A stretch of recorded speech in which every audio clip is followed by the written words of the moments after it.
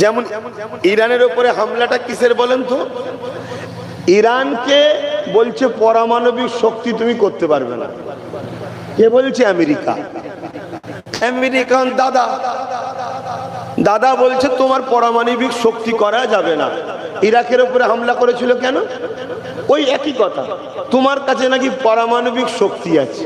25 বছর ধরে হামলা করে খুঁজে টুজে সেই ইরাককে তছনছ করে দিল, কিন্তু পারমাণবিক শক্তি পেল না।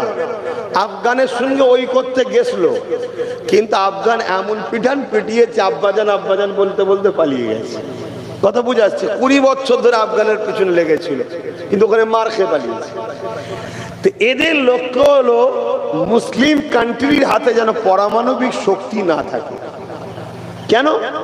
এই শক্তি যদি থাকে তাহলে এদেরকে চমকানো, ধমকানো, গোলাম বানানো, ভয় দেখানো সম্ভব। তামিমি বলে একটা ব্যক্তি ছিল,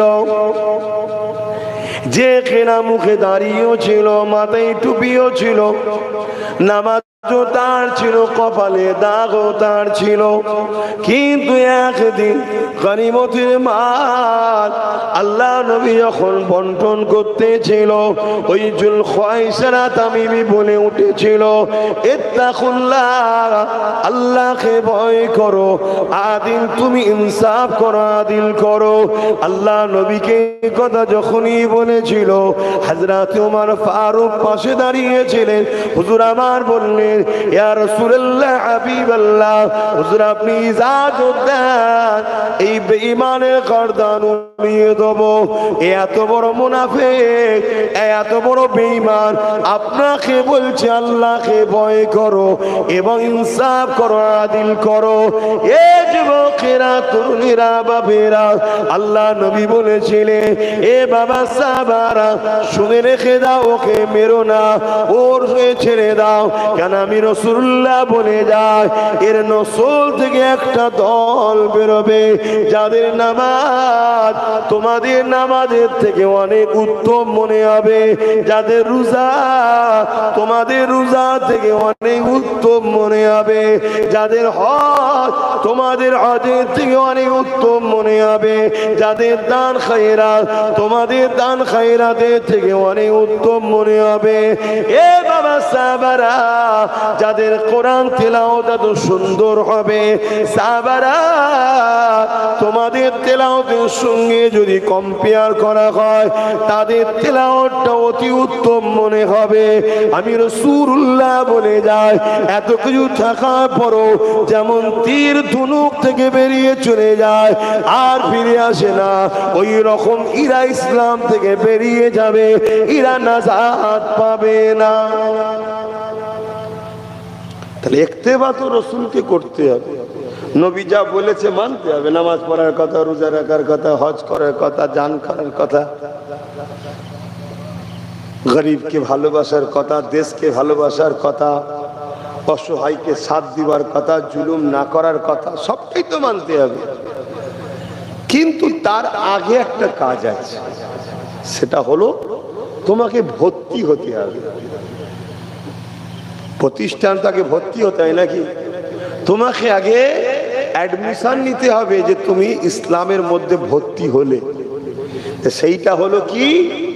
অন্তর থেকে মুহাম্মদ রসুলকে রসুল জেনে, জানের থেকে ভালোবেসে এই জায়গায় স্থান দেওয়ার নাম হলো ঈমান। জোরে বলুন সুবহানাল্লাহ।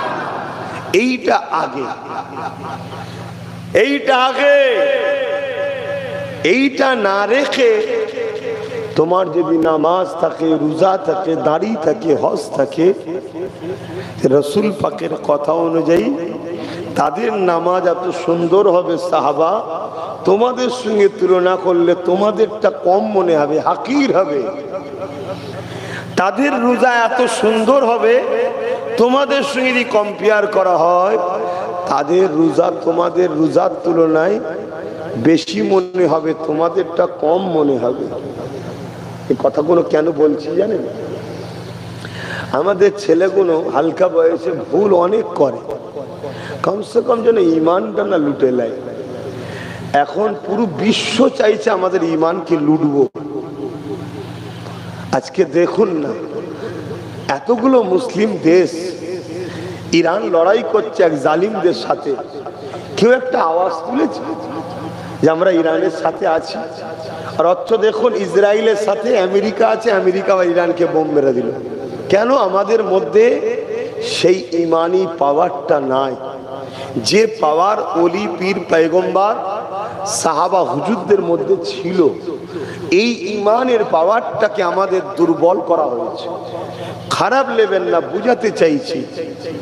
মোবাইল আপনার কাছে সবই আছে, ব্যাটারি আছে, সিম আছে, পয়সা আপডেটও আছে, সব আছে, কিন্তু আপনার মোবাইলে চার্জ নাই। ইউজ করা যাবে?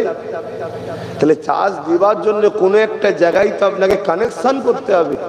তা আমাদের নামাজ, রোজা, দাড়ি, টুপি, টাকা পয়সা, ধন দৌলত, ক্ষমতা, তাকবীরের আওয়াজ, গলার জোর সবই আছে, কিন্তু আমাদের সেই ইমানের চার্জটা দুর্বল হয়েছে। আর ইমানের চার্জ মদিনাওয়ালার সঙ্গে প্রেম ও আদবের সাথে হয়। জোরে বলুন সুবহানাল্লাহ। নামাজ পড়লে নেকি হয়, রোজা রাখলে নেকি হয়, হজ করলে নেকি হয়। ইমানের সঙ্গে ব্যাপার নয়। ইমান আলাদা বিষয়, আমল আলাদা বিষয়। ইমানদার যখন নামাজ পড়ে তখন আল্লাহ তাকে গিফট দেয় নেকি। ইমানদার যখন রোজা রাখে আল্লাহ তাকে নেকি দেয়। ইমানদার যখন দাঁড়িয়ে রাখে আল্লাহ বলে তুই নবীর সুন্নত রেখেছিস, যা নেকি নে।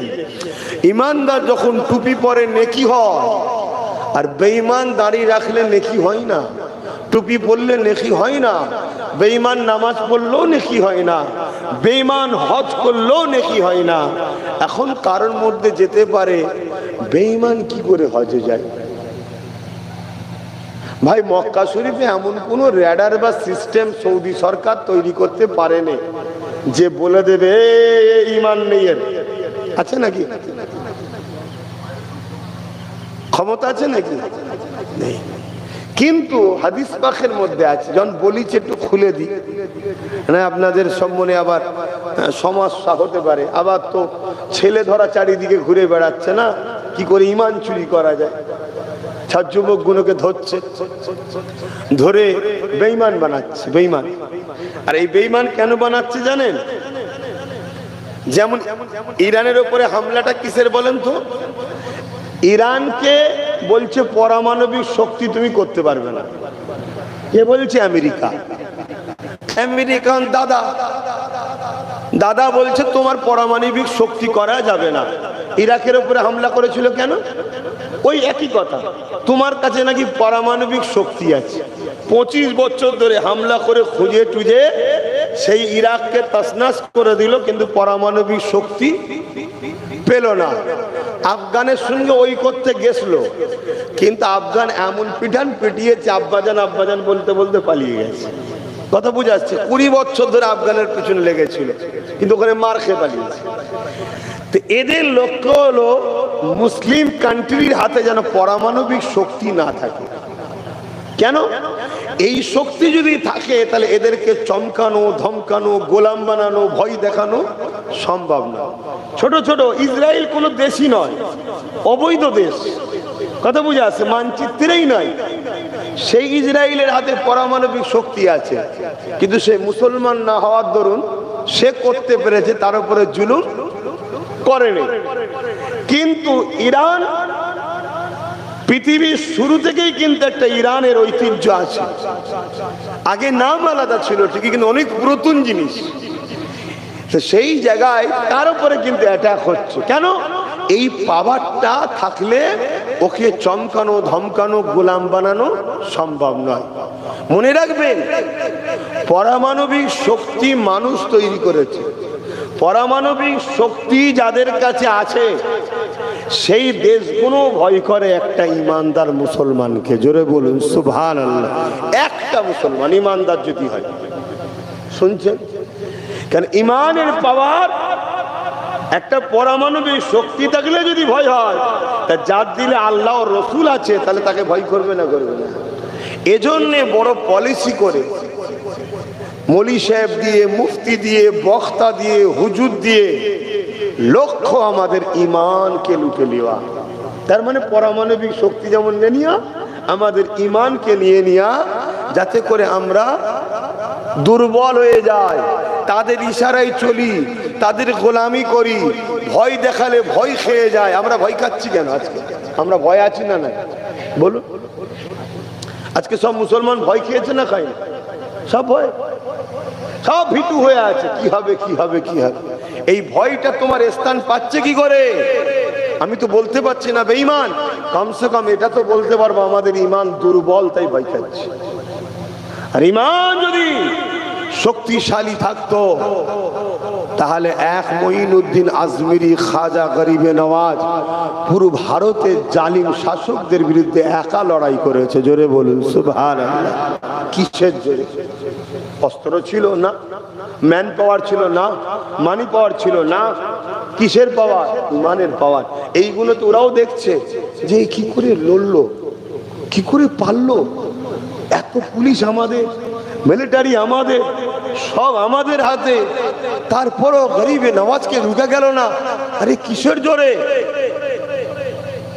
তাদের রিসার্চ, তারা কোটি কোটি টাকা দিয়ে উলামাদের ঘরে কিনছে, যারা 2 নম্বর উলামা বিক্রি হয়ে যাচ্ছে, তাদের ঘরে বলছে যতক্ষণ মুসলমানদের অন্তরে ঈমান আছে এ জাতকে মিটানো সম্ভব নয়। জোরে বলুন সুবহানাল্লাহ।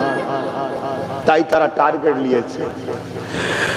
নামাজ দিচ্ছ দাও, রোজা দিচ্ছ দাও, হজ দিচ্ছ দাও, দান খয়রাত দিচ্ছ দাও, দাড়ি টুপিলে কোনো ইখতিলাফে যেও না, সব কিছুতে চুপচাপ থাকো, কিন্তু মুহাম্মদ রাসূলুল্লাহর আদবার প্রেমটা কেড়ে নাও।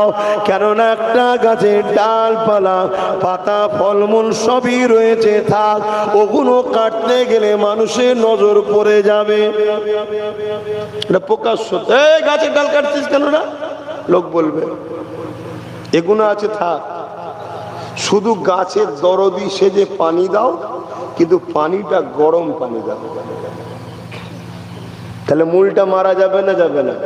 আর মূল মারা গেলে ডালপালা সবটাই শেষ তো। অতএব মুসলমানদের মলি সাহেব, মুফতি সাহেব দরদি সেজে এদের ডালপালা কেটে নিন। আমার রোজা দাঁড়ি টুকিলে কিছু বলতে যে উনি অসুবিধা আছে, লেগে যাবে। দরদি সেজে ঢুকে যাও, ওই মূল গুড়াটা। হুজুরের আদব করা যাবে না, ইয়া রাসূলুল্লাহ বলা যাবে না, বিশ্ব নবী দিবস করা যাবে না, দরুদ শরীফ পড়তে লাগবে না, রাসূলুল্লাহ মরে গেছে শিখিয়ে দাও, রাসূল শাফাআত করতে পারবে না শিখিয়ে দাও। এক কথায় নবী পাকের সম্মান ওই জায়গাতে আঘাত করে দাও। পুরো যদি আঘাত না করতে পারো, সামান্যটুকু হলো নবীর আদব থেকে ওকে বেয়াদব তৈরি করে দাও। রাসূলুল্লাহর প্রেম থেকে সামান্যটুকু হলো সরিয়ে দাও, এতেই কাজ হয়ে যাবে। কেননা রাসূলুল্লাহ হলেন আমাদের জন্য রেড জোন। রেড জোন বোঝেন তো নাকি? যে ভাষাগুলো আপনারা বুঝবেন, মডার্ন ছেলে এখন, তাই একটু বলছি। রেড জোন বোঝেন তো? একদম 0 পয়েন্ট, যেখানে গেলেই গুলি খেতে হয়, এখানে আর কোনো রাস্তা নাই। ভাই মোবাইল রাখো না, আমি তো একদম সামনে বসে আছি। আল্লাহ নবীর শানে যারা পরিমাণ যদি গোস্তাখি হয়ে যায়, আল্লাহ নবীর শানে যারা পরিমাণ যদি প্রেমের ঘাটতি হয়ে যায়, মনে রেখে দেবেন তার আর ঈমান থাকবে না। কেননা রাসূল পাক সাল্লাল্লাহু আলাইহি ওয়াসাল্লাম হাদিসের মধ্যে জানিয়ে দিলেন, বুখারী শরীফের হাদিস, কোরআনের পরে যে কিতাবের সবচেয়ে বড় মর্যাদা, লা ইউমিনু আহাদুকুম হাত্তা কুনা হাব্বা ইলাইহি মিন ওয়ালিদিহি ওয়া ওয়ালাদিহি ওয়ান নাসি আজমাইন। অপর হাদিস শরীফ, লা ইউমিনু আহাদুকুম হাত্তা কুনা হাব্বা ইলাইহি মিন ওয়ালিদিহি ওয়া ওয়ালাদিহি ওয়ান নাসি আজমাইন। অপর হাদিস শরীফ, সালাসুন মান কুন্না ফীহি ওয়াজাদা বিহিন্না হালাওয়াতাল ঈমান, মান কানা আল্লাহু ওয়া রাসূলুহু আহাব্বা ইলাইহি মিম্মা সিওয়াহুমা ওয়া মান আহাব্বা আবদাল্লাহ ইউহিব্বুহু ইল্লা লিল্লাহ। তিনটে হাদিসের একই কথা, সব কিছুর উপরে জমি জায়গা টাকা পয়সা ঘর বাড়ি এমনকি নিজের জানের থেকেও আল্লাহ ও রসুলকে বেশি যে না ভালোবাসবে তার মধ্যে ঈমান নাই। পাকা ঈমান কাঁচা ঈমান না, ঈমানই নাই। তরুণেরা, আল্লাহ নবী যখন হাদিসগুলো শোনান, ওই মজলিসেতে হযরত ওমর ফারুক ছিলেন। তিনি উঠে দাঁড়িয়ে বললেন, ইয়া রাসূলুল্লাহ, হাবিবাল্লাহ, আমি আমার মা বাপের থেকে, আমি আমার পরিবার সন্তানের থেকে, আমি দুনিয়া ধন দৌলত সব কিছু থেকে আপনাকে বেশি ভালোবাসি, ইল্লা মিন নাফসি, জানের থেকে নয়। আল্লাহ নবী বললেন, উমর, ঈমানদার হওয়া যাবে না। উমরের কথা রাসূল বলছে, উমর, জানের থেকেও বেশি ভালো না বাসলে ঈমানদার হওয়া যাবে না। হযরত ওমর ফারুক চুপ করে গেলেন, আবার দাঁড়িয়ে গিয়ে বললেন, ইয়া রাসূলুল্লাহ, হাবিবাল্লাহ, আমি উমর গাওয়া দিলাম আমি আমার জানের থেকে বেশি আপনাকে ভালোবাসি। আল্লাহ নবী বললেন, উমর, তুমি ঈমানদার হয়ে গেছো।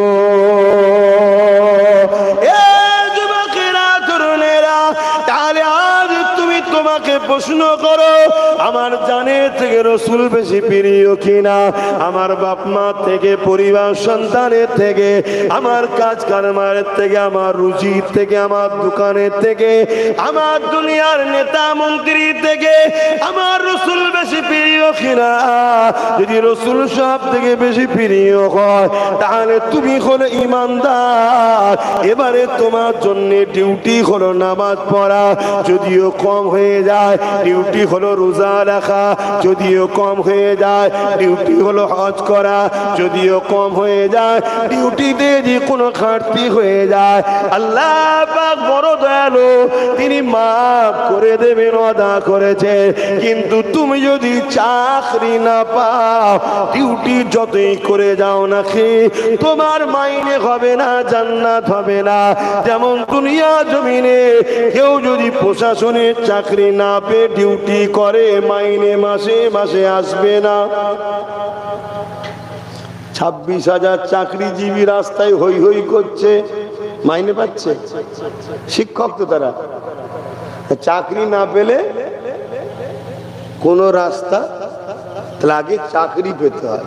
তো দুনিয়াতেও যদি এই নিজাম হয় তাহলে আল্লাহর নিজাম তো, আইন তো আরো করা। সেখানে তুমি চাকরি না পেলে মাইনে পাওয়া যাবে? হ্যাঁ, ইউনিফর্ম ঠিক আছে, জুব্বা, মুখে দাড়ি, মাথায় টুপি, এগুলো ইসলামের ইউনিফর্ম, সব ঠিক আছে। ডিউটিও ঠিক আছে, 5 ওয়াক্ত নামাজ পড়ে, 1 মাস রোজা রাখে, হজ করে, শতকরা 2.5 টাকা জাকাত দেয়, মা বাপের খেদমত করে, বড়দের সম্মান, ছোটদের স্নেহ, কারো মেরে খায় না, ছেড়ে খায় না, এতিমের লাইন, এতিমকে দান করে, মসজিদ বানায়, মাদ্রাসা বানায়। এরকম একটা লোক একদিন হজ করতে গেছে, যে কাবা শরীফের সামনে একটা মাথা বাঁধবে, কি বলে, হাতেম আছে, হাতেম, কাবারই অংশ, দিয়াল দিয়ে ঘিরা, দেখবেন 1 বুক পর্যন্ত দিয়াল দিয়ে ঘিরা, ওর ভেতরে বেচারি নামাজ পড়তে গিয়ে সেজদা অবস্থায় মরে গেছে।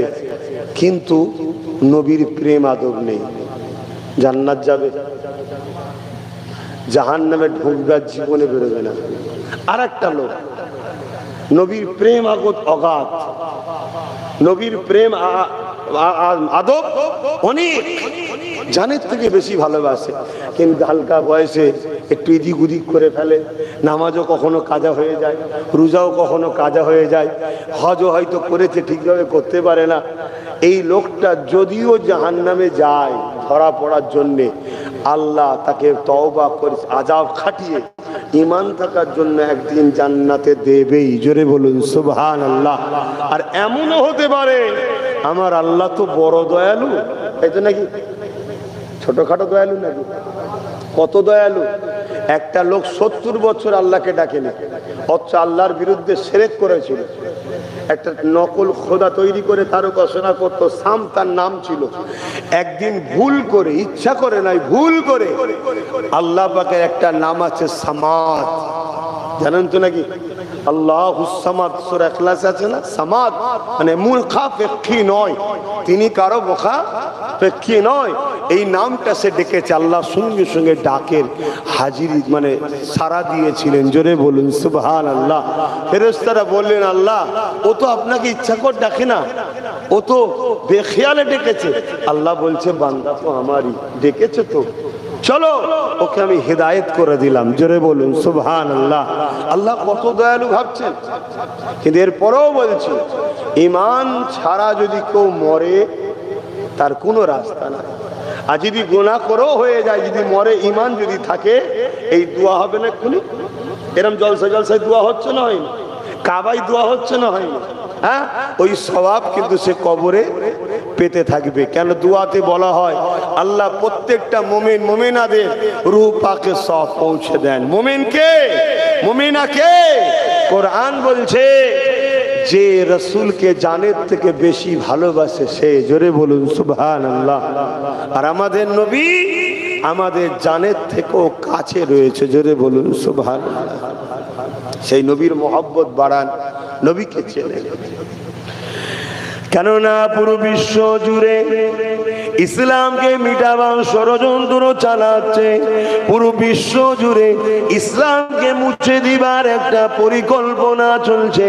কেননা ইনসাফের নাম ইসলাম, ইনসানিয়াতের নাম ইসলাম, মনুষ্যত্বের নাম ইসলাম, খোদার্থ মানুষকে খানা দিবার নাম ইসলাম, ফিতনা বন্ধ করার নাম ইসলাম, দুর্নীতি মুক্ত সমাজ করার নাম ইসলাম, অসহায়দের সাথ দিবার নাম ইসলাম, চোর মুক্ত সমাজ করার নাম ইসলাম, নেশা মুক্ত সমাজ করার নাম ইসলাম, দুর্নীতি মুক্ত সমাজ করার নাম ইসলাম, নারীদের ইজ্জত আবরু রক্ষা করার নাম ইসলাম, নারীদের অধিকার দিবার নাম ইসলাম, মা বাপের সেবা করার নাম ইসলাম।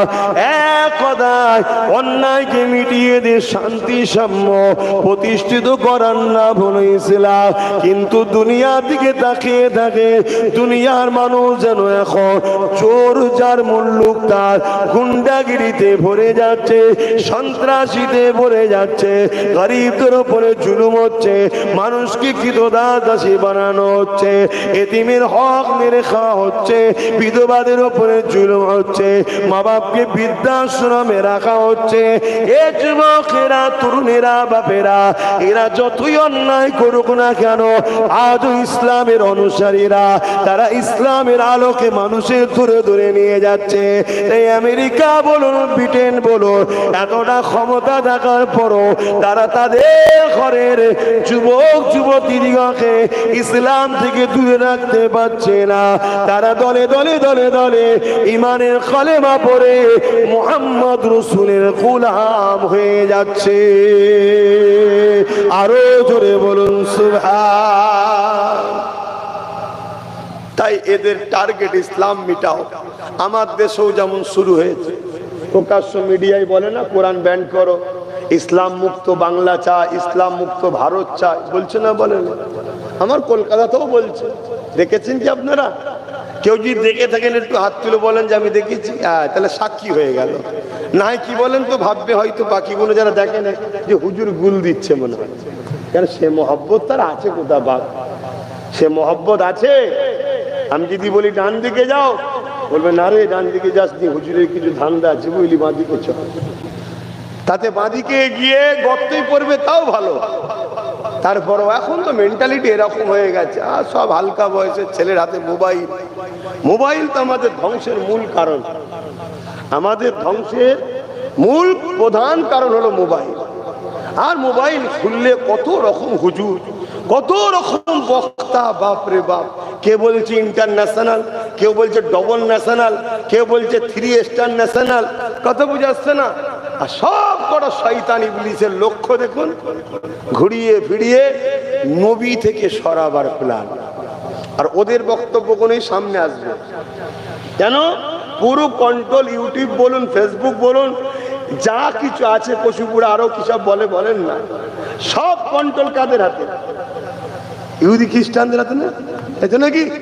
আর ইহুদি খ্রিস্টানরা পুরো পৃথিবীকে দখল করতে চাইছে, পুরো পৃথিবীর ওপরে ওরা রাজত্ব করবে।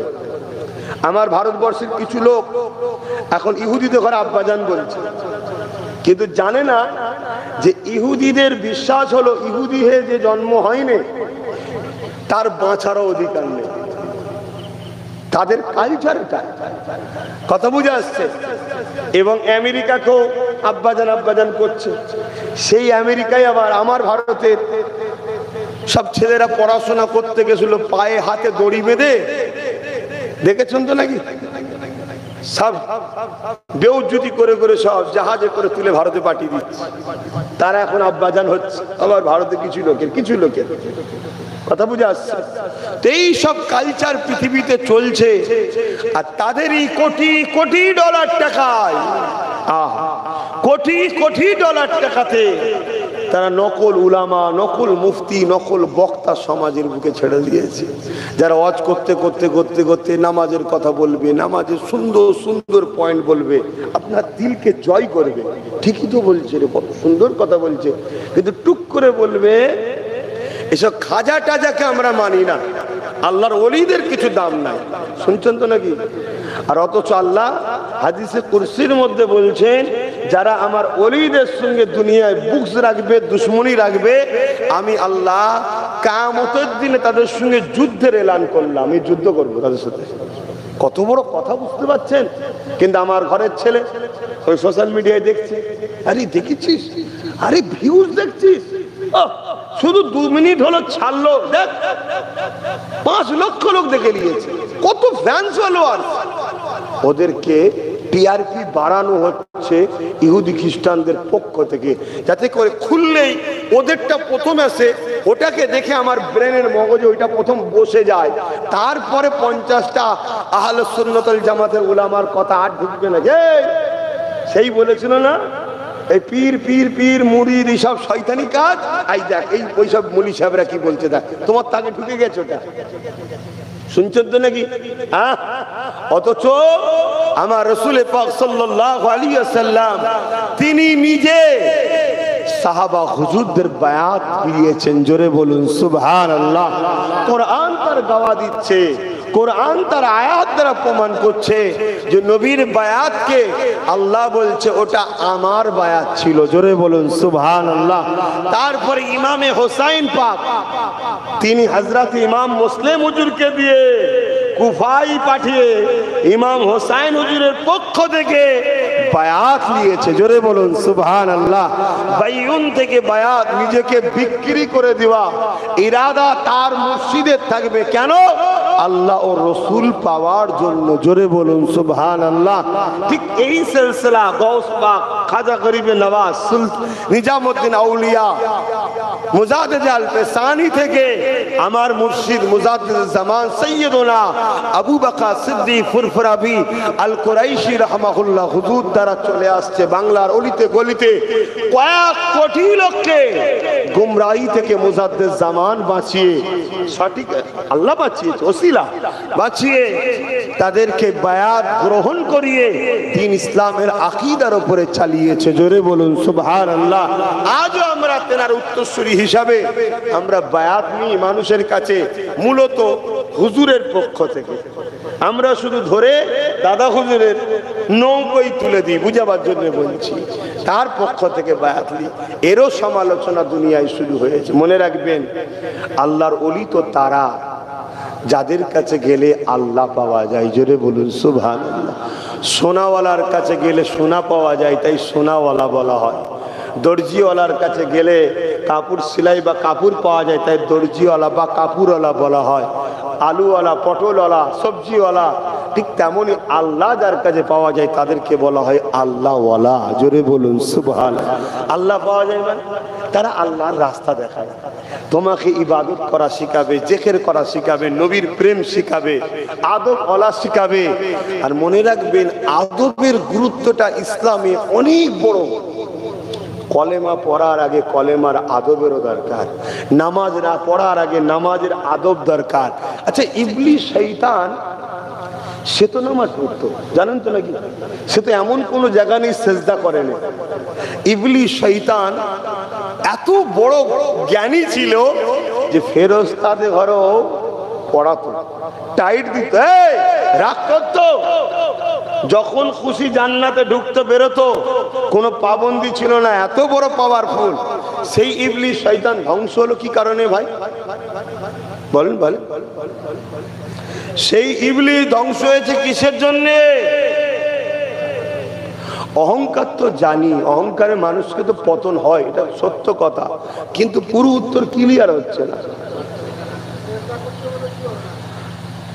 কেউ যদি মনে করে আদম আলাইহিস সালামকে সিজদা করতে বলেছে, আল্লাহর হুকুমকে অমান্য করার জন্য ইবলিস ধ্বংস হয়েছে, আমরা 5 ওয়াক্ত সিজদা করি, অনেকে বাদ দিই না যে আল্লাহ কি কাফের বলে ধ্বংস করে দিয়েছে? দেয়নি। তাহলে ইবলিসকে দিল কেন? ইবলিসের মধ্যে অহংকার ও বিয়াদবি ছিল। আদম হলো মাটি, আমি হলাম আগুন, ও ছোট, ওকে আমি সিজদা করব মানে? এই যে অহংকার, এই যে বিয়াদবি, এই যে গুস্তাখি, আল্লাহ পাক সহ্য করলো না যে আমার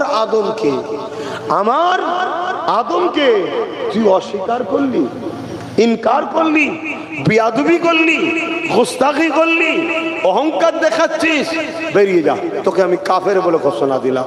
তাহলে আদম আলাইহিস সালামকে যদি তাজিম না করার জন্য ইবলিসের মতো ইবাদত গুজারকে যদি আল্লাহ কাফের বলে দরবার থেকে তাড়িয়ে দেয়, আরে আদম নবীরও নবী, মুস্তাফা জানে রহমত, সকলে বলুন সাল্লাল্লাহু আলাইহি ওয়াসাল্লামকে যদি আমরা আদব না করি, আল্লাহ আমাদের সঙ্গে কি করবে বুঝতে পারছেন? আহা বাবেরা, নওজোয়ান তরুণেরা, আদব করুন, মুহাব্বত করুন আমার নবীকে, এটা কোনো ঈমান, এটা কোনো পাওয়া।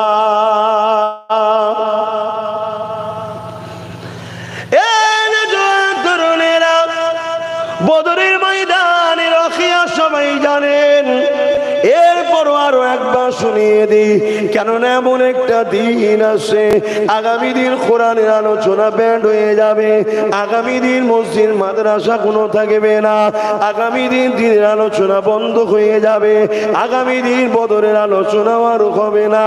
তাই আল্লাহ করাচ্ছে একটু করিয়ে নি, এর জন্য যদি দোষী কেউ হয়, এই যে কোরআনের ওপরে আঘাত, এই যে মসজিদ মাদ্রাসার উপরে আঘাত, এই যে দিনের উপরে আঘাত, এর জন্য কেউ যদি বেশি দোষী হয়, আমি প্রমাণ দিয়ে বলতে পারি এর জন্য নম্বর 1 দোষী হলো মুসলিম সূরাতে মুসলমানদের মধ্যে মুনাফিক গাদ্দার যারা আছে, এরা এখন ইসলামের সবচেয়ে বড় দুশমন।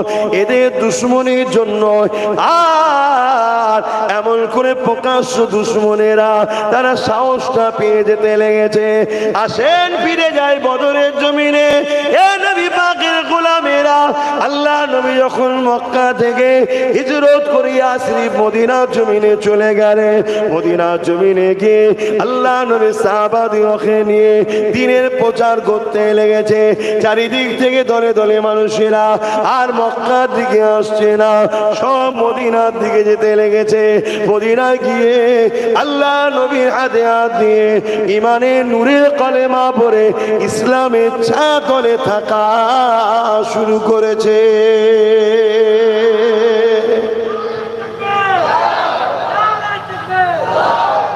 এই খবরটা আবু জেহেলের কাছে গেল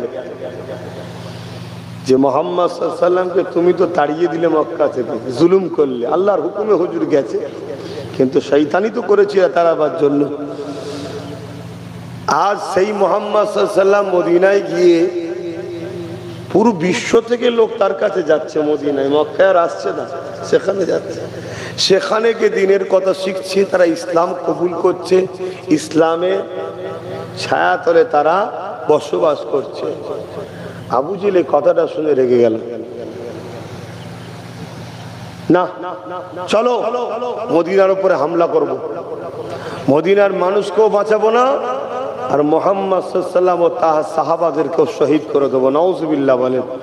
আবু জেহেল ইরাদা করলো, 1000-এর উপরে লোক নিয়েছে, আমার নবী পাক সাল্লাল্লাহু আলাইহি ওয়াসাল্লাম কিছু করেছে এখানে? 1000-এর উপরে লোক নিয়ে অস্ত্র, ঢাল, লোহার ড্রেস, যুদ্ধের ঘোড়া হাটির পিছনে উঠে রওনা দিয়েছে। উদ্দেশ্য মক্কা শরীফ মদিনার উপরে হামলা করব, নবী ও সাহাবা এবং মদিনার মানুষের উপরেও জুলুম করব, সব লুটপাট করে মেরে ফেলবো ওদেরকে। চলো। আল্লাহ নবীর কানে খবরটা এসে পৌঁছালো। দয়াল নবী সাহাবাদেরকে ডাক দিলেন, বাবারা আবু জেহেল আসছে, 1000-এর উপরে লোক নিয়ে মদিনায় যদি ঢুকে পড়ে, এত বড় জালিম ও ছোট ছোট বাচ্চাদের ঘরেও ছাড়বে না। যেমন আজ আমরা কিছু জালিমকে দেখছি, এই জালিমগুলো নিজেদের রাজনীতির ফুর্তি আনন্দ করতে গিয়ে ছোট ছোট বাচ্চাগুলোকেও বোম মেরে মেরে ফেলছে। এই দেখলেন না গত কয়েকদিন আগে কালীগঞ্জ নাকি, হ্যাঁ, ওখানে শাসক দল রাজ্য সরকারের লোক জিতেছে। আরে আগে তুই জিতেছিলিস, আবার জিতেছিস, ঠিক আছে, মানুষ তোকে যদি চাই জিতেছিস, কিন্তু বোম মেরে একটা নিরীহ ছোট্ট একটা 10-12 বছরের কন্যাকে কেড়ে নিল জীবনটা। সেই দেখুন মুসলমানকেই মারছে। অন্য অন্য ভারতবর্ষের যেসব রাজ্যে কেন্দ্র সরকার আছে, সেই রাজ্যে মুসলমান মার খাচ্ছে বিজেপির হাতে, আর বাংলায় মার খাচ্ছে টিএমসির হাতে। আমাদেরকে সবাই মারছে বাপ। আর এর জন্য কারণ আবার বলবো, আমরা নিজেরাই। কেন আমাদের হাতে সেই পাওয়ার, সেই ঐক্য, সেই একতা নাই। তাই তো যাক, এই সময় আমার নবী পাক সাল্লাল্লাহু আলাইহি সাল্লাম সাহাবাদেরকে বললেন, চলো বাবা, যে রুখতে হবে, ওদেরকে মদিনায় ঢুকতে দেওয়া যাবে না। ওদেরকে মদিনায় ঢোকার আগে রাস্তায় আটকাবো, আটকে ওদের সঙ্গে আমরা সোলে করব, চুক্তি করব। চুক্তি, ঝগড়া নয়, যুদ্ধ নয়, চুক্তি করব যাতে শান্তিতে বসবাস উভয় করতে পারে। জোরে বলুন সুবহানাল্লাহ। ইসলাম সর্বসময় শান্তির মেসেজ দেয়, শান্তির কথা বলে, কিন্তু যখন কেউ সেই শান্তিকে লঙ্ঘন করে সন্ত্রাসী শুরু করে, আঘাত দেয়, ইসলাম তখন ডিফেন্সে নেমে যায়। আর ডিফেন্সে যতবার নেমেছে ততবারই কিন্তু সন্ত্রাসদের নাম নিশানা মিটিয়ে দিয়েছে। জোরে বলুন সুবহানাল্লাহ। আজ যেমন আমার ভারতবর্ষে একদল লোক আমাদের উপরে জুলুম করছে, আমরা কিন্তু বারবার শান্তি চাই, সোলে চাই, মীমাংসা চাই। আমরা বারবার আওয়াজ তুলছি যে সন্ত্রাসী নয়, জুলুম নয়, তোমরা তোমাদের মতো থাকো, আমরা আমাদের মতো থাকবো, দেশ সবার। কিন্তু শুনছে না, বারবার বারবার বার মারছে। একদিন এ বাঁধ কিন্তু ভাঙবে, এ বাঁধ একদিন ভাঙবে। সেদিন সন্ত্রাসদের মোকাবেলায় ডিফেন্সে তো অবশ্যই নামবে মানুষ। আমি না থাকি, তুমি না থাকে, আল্লাহ যাকে নাবাবার ঠিক নাবাবে, দেখবে জালিমদের নাম নিশানা ইনশাআল্লাহ আল্লাহ মিটিয়ে দেবে।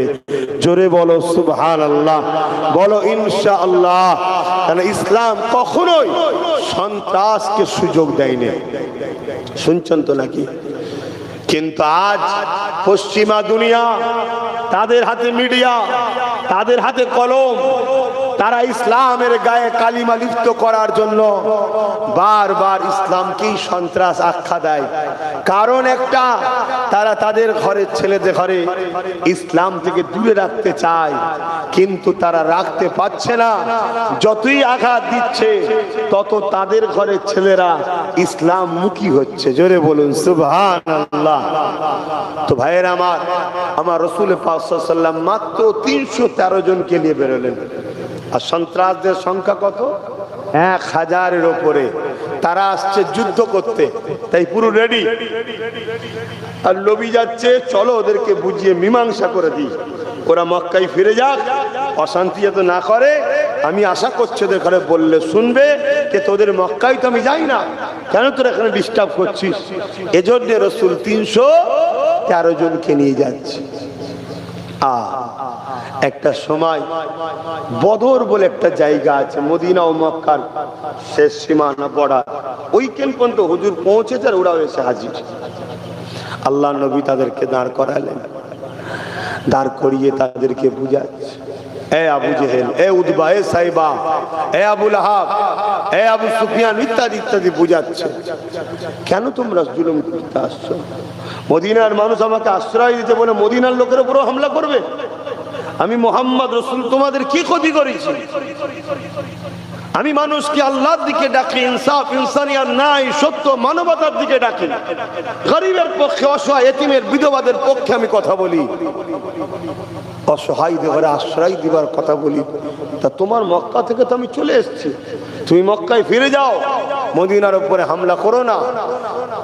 আবু জেহেল দেখছে মুহাম্মদ সাল্লাল্লাহু আলাইহি ওয়াসাল্লাম মাত্র 313 জন, আর আমাদের সংখ্যা 1000-এর উপরে, আর এরা সব খালি হাতে, আর আমরা হাতে অস্ত্র রয়েছে।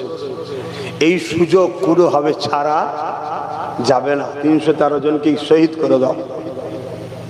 তাই আবু জেহেল বড় প্ল্যান করে আমার নবীর সামনে দুটো প্রস্তাব রাখলো। একটা হলো, হয় তোমরা আমাদের দলে চলে আসো, আর নচেত যুদ্ধের জন্য তৈরি হও। খুব শিগগিরই তোমাদের সামনে দুটো প্রস্তাব আসবে, হয় আমাদের দলে চলে আসো, না ইসলাম ছেড়ে দাও। শুনছেন তো? সরি, না হয় দেশ ছেড়ে দাও। আমাদের চলে আসো মানে ইসলাম ছাড়তে হবে। জুলুম যেখানে সেখানে ইসলাম আছে নাকি? অন্যায় যেখানে তার মধ্যে ইসলাম নাই। আর না হয় দেশ ছেড়ে দাও। খুব শিগগিরই তোমাদের সামনে আসবে। আর এর জন্য দোষী বাবা আমরাই। কেন? আমাদের বাগান সাজানো ছিল, কিন্তু আমাদের বাগানে বাদুর থেকে শুরু করে, হুতুম পেঁচা থেকে শুরু করে সবাই মিলে খুগলে খুগলে খাচ্ছে। আমাদের খেয়ালই নেই যে বাগানটা আমাদের পাহারা দেওয়া দরকার ছিল, নিজেদের দেখভাল করা দরকার ছিল। লাট সাহেবের মতো ঘরে বসে আছো, আর লোককে দায়িত্ব দিয়েছে, যা দেখে যা, দেখে যা, সব দিয়ে দিলাম। আর মাঝে মাঝে 2-4টে ফল দেয়, খেয়ে খুব খুশি হও। এই তো আসছে তো, কে তোমার খেয়ালই নাই। আস্তে আস্তে তোমার বাগানের গাছ কেটে কেটে কেটে কেটে বিক্রি হয়ে যাচ্ছে, বাগান বেদখল হয়ে যাচ্ছে, তোমার খেয়ালই নাই। আর আমি যদি বুঝাতে চাই, আমার কওমের লোকই তো 1-2 আছে, তারা আবার আমার সমালোচনা করে।